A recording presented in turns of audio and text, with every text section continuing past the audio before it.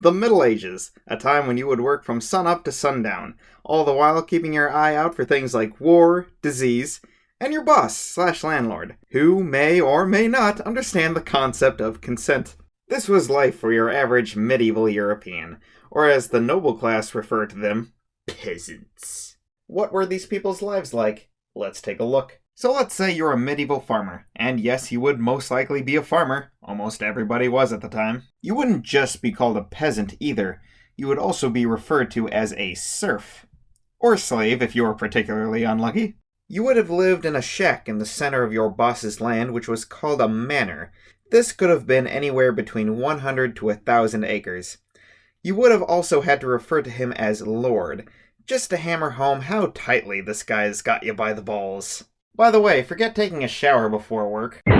If you were lucky, then you, your family, and a few of your close friends would all bathe together in the same lukewarm soup of dirt, dead skin, and other unmentionables. Also, forget about putting on a clean set of clothes before you leave the shack.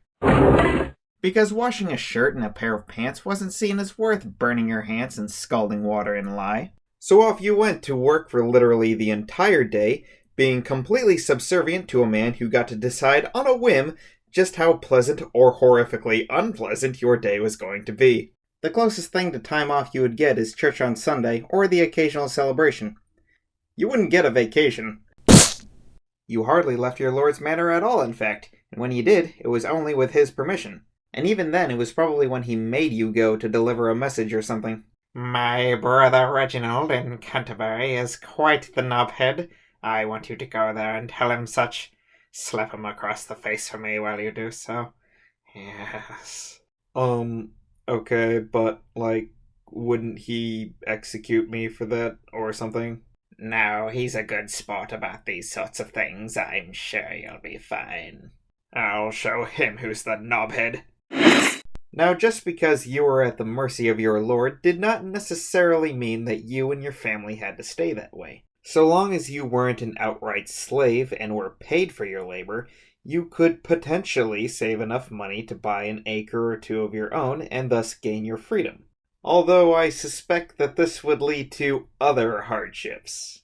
You could also marry or have one of your family members marry someone of higher status, but don't expect your new son-in-law to be a lord or a well-respected knight, probably the guy who just bought his freedom. This period of serfdom lasted all the way up until the 1800s in many parts of Europe, until the Industrial Revolution made it obsolete, and demand for more and more factory workers drove former peasants into ever-growing cities, where life was arguably worse, but it eventually got better. Right? Right? Uh...